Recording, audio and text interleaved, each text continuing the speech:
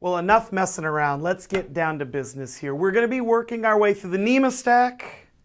What? The mean stack, of course. The NEMA stack, though, is the order we're going to tackle it. Node, Express, Mongo, and Angular. And so the first place we're going to begin, of course, is at the foundation, our platform, Node.js. Now, if you go to nodejs.org, you can download it, but the front page gives us a lot of good meat to chew on here. And that very first sentence does a wonderful job of explaining what Node.js is. Node.js is a platform built on Chrome's JavaScript runtime. Now, we're going to be talking a lot about brand names in here, but one of the first things we need to talk about is who's using Node.js, and the short answer is everyone. Yeah, it's got very widespread support. A lot of big names that you'll recognize. eBay is using it. Yahoo is using it. Zappos Shoes is using it. Microsoft is a major contributor to this code base. It's a major part of their infrastructure. But there are a couple of stories I like in particular. PayPal, when they migrated to a Node.js solution, reduced their response time by 35%. But this is even better. Walmart Labs decided that they would roll out their new Node.js infrastructure on Black Friday with 200 million concurrent users online. And when they flipped that switch and went to Node.js, their server utilization didn't go over 1%. I would say that yes, Node.js is definitely ready for prime time. You've got nothing to worry about there. But let's talk now about the move from an operating system, Linux, to a platform like Node.js. Well, even just by framing the discussion using those words, you can see that by moving from an operating system to a platform, what it buys us is true platform independence. With apologies to Java, we're also in a write once, run anywhere kind of mode. And this is important not just for your production targets, but for your development platforms as well. I'm on my precious MacBook Pro, and I know that I can deploy to a Linux server and not have platform issues at all. I work with developers who are running Linux on one side of me and Windows on the other, and as I scoot over towards the Linux users, we all know that we can all publish to a common target without coming across platform-specific issues. And Node.js truly is a first-class citizen on all these platforms. As I said, Microsoft has made very sure to make sure that this runs just as well on Windows as it does on OS X and Linux as well. So let's go back to their homepage now. Node.js is a platform, we got that down, built on Chrome's JavaScript runtime. Let's discuss that. Because once again, it's easy to get caught up in brand names. If you've been doing web development, you probably recognize these various brands. We've got Firefox and Internet Explorer and Chrome and Opera and Safari. But I find these designations deeply, deeply uninteresting. Because in order to have any kind of meaningful conversation, we're going to have to break these brand names down into their constituent parts. Now, a browser is made up of various different things, but I like thinking of a browser really made up of three core pieces. It's made up of a render kit, a rendering engine that handles your HTML and CSS. It's made up of a scripting engine that handles all your JavaScript.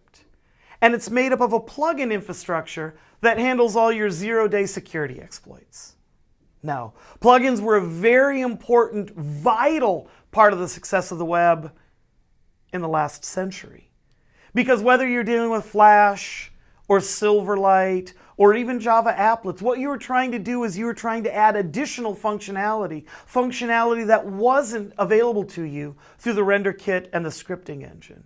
But what we find is we're 20 years later, and the render kit and the scripting engine have gotten so sophisticated that they can replace many of the things that we had to depend on third-party plugins to supply. For instance, YouTube just announced recently that they are dropping their Flash support and going strictly with HTML5 video. Now, on the one hand, this is news because they said this is their primary target. On the other hand, it's kind of old news because when the original iPhone came out in 2007, they already had to support several different platforms. They had to support a non-Flash platform for all the iPhones, for all the iPads. Early on, Android devices had Flash support, but very quickly they dropped support So YouTube has had to manage non-Flash clients for a number of years now. And what's really kind of funny is that Adobe, the maker of Flash, dropped support for Flash 4 years ago. So they're kind of saying, YouTube, where you been? Come on. No, in fact, Adobe had a perfect solution for the 20th century. And as they found that technology was no longer needed, they have very successfully pivoted to put out some very world-class HTML5 IDEs and libraries and frameworks on their own. So if we can leave plugins out of the mix, and I suggest we do, all of a sudden now we're left with a browser that is in fact a render kit and a scripting engine. So when we're talking about render kits or rendering engines, each browser has its own, but we begin finding they're mixed and matched under the covers very much. IE uses a render kit called Trident. Firefox uses a render kit called Gecko.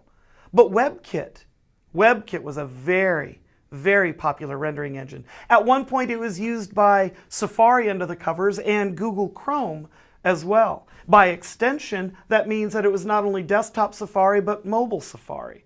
And not only desktop Chrome, but all Android devices as well. So I'd say to many of my clients, don't be fooled by the label on the can. It's the same fizzy pop inside. I'm sorry, from the Midwest. The same fizzy soda inside. You get the point, right? That because they were sharing the same render kit, despite the brand name and the manufacturer behind it, they were far closer to each other than they were apart. In addition to render kits, we have scripting engines as well. So much like IE has Trident for their render kit, they have Chakra for their JavaScript engine. Firefox uses something called SpiderMonkey, the original JavaScript engine. Safari uses a JavaScript engine called Nitro, and Chrome, spoiler alert, uses a JavaScript engine called V8. So, while this is interesting, this is far more interesting because this gives us the details to have the discussions we need to move forward. I told you that for a while, Safari and Chrome were using the same render kit, WebKit. Well, Google ended up forking WebKit and moving on their own with Blink. So before that happened, before the fork happened, when Chrome was on WebKit and Safari was on WebKit, Opera, a much smaller company, said, you know what, we're going to get out of the WebKit business, we're going to get out of the render kit business, we're going to use WebKit as well. And then Google announced that they were moving on to Blink, and Opera said, oh, yeah, WebKit, did we say WebKit? We meant Blink as well. So by being able to focus on these render kits, we begin seeing which browsers have an affinity towards each other, which are going to be more similar than different. And by focusing on render kit, we can have interesting conversations like this. When Android 4.4 came out, when KitKat, one of the major features where they said we've moved from a WebKit-based solution to Chromium. And Chromium is the open source project that includes not only Chrome and Android, but it also includes Chrome OS. So this kind of conversation is important so we know what the underlying technology has moved towards. Of course, WebKit is not just limited to Chrome and Safari and Opera, or forks and derivatives thereof. We find that WebKit is also what's driving Amazon Kindle devices. It's what's driving BlackBerry devices. It's what's driving Tizen, Samsung's operating system. And if you know that it's driving Tizen, it's also in Samsung smart TVs. At one point, Netscape Navigator had about a 92% market share. That was back in 1996. A few years later, Internet Explorer had a 95% market share. But most recently, what had a market share? What had the plurality of this? Not an individual browser, but WebKit. We find that WebKit in September of 2013 had a majority share because it was spread across multiple browsers and multiple devices. Now, this doesn't mean that we don't still have zero-day exploits. Yeah, okay. Here we are on PS4. They have now a WebKit hack in there. But this brings up an interesting conversation point as well. We now know that PS4s use WebKit under the covers. I'll give you 3 guesses as to what Xboxes use.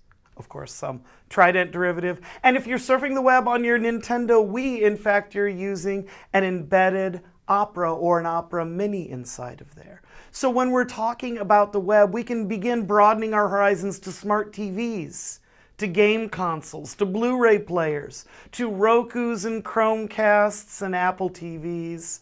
Far more devices than what have 101 keys and a mouse like a desktop browser. Once you know that you can pull a WebKit or a render kit out of the browser and run it headless, it opens up a whole new set of possibilities. Phantom.js, if you go to phantomjs.org, what you end up with is headless WebKit. They've plucked the render kit outside of a browser. Now you might say, well, wait a second. What's the point of running something that's supposed to display the fonts and the colors and the sizes in a headless server environment? Unit testing.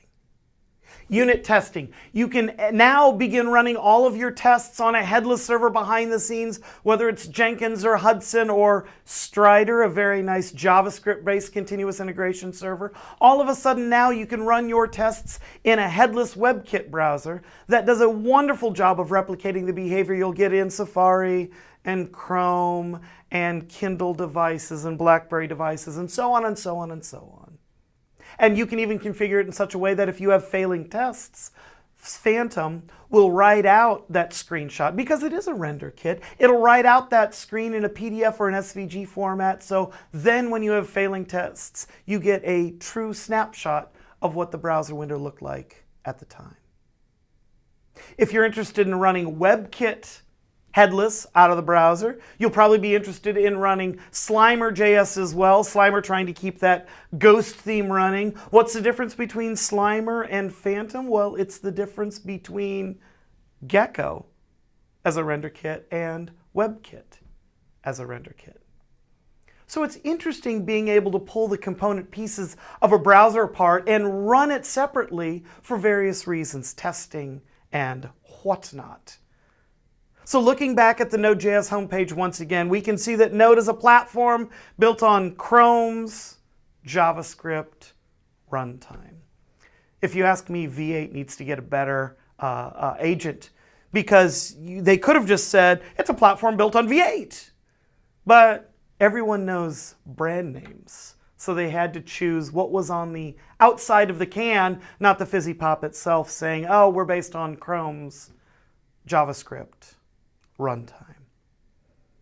So it's always important for you to be familiar with the brand names out there, but it's more important for you to be very familiar, conversant in render kits and scripting engines, because that's where the real action is going. And truckers, don't be fooled. We're not talking about the labels on the outside of the can. We're talking about the fizzy pop inside.